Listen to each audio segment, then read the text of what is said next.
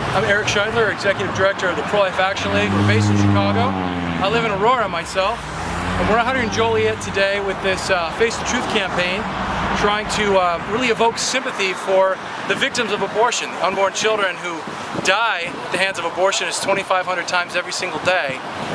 And we really feel like focusing on the children and giving them a voice, giving them a face, being there for them is the way to find some kind of common ground on this issue.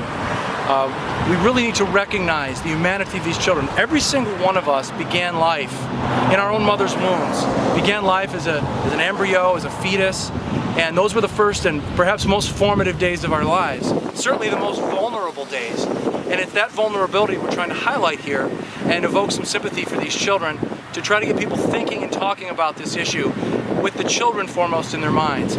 Because we can't allow ourselves to have this kind of callous attitude towards any stage of human life. And this is the most vulnerable stage that we're trying to evoke sympathy for right now. Oh, one more question. What do you think makes it so hard for people to come to the table to respectfully talk about it? Well, we know this is a very political issue, and it's tied in with so much about American lifestyle. I mean, we've staked our lives in a lot of respects on the availability of abortion to deal with the consequences of our bad choices.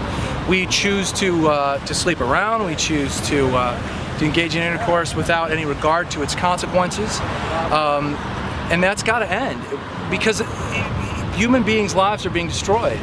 These children's lives, and so many other lives too.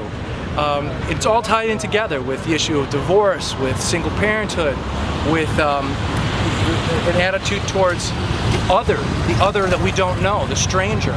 You know, we're seeing a polarization in our society.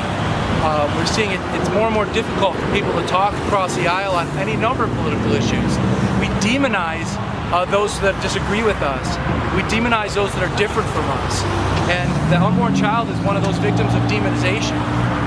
So I think that's part of why it's so difficult for people to talk about this issue.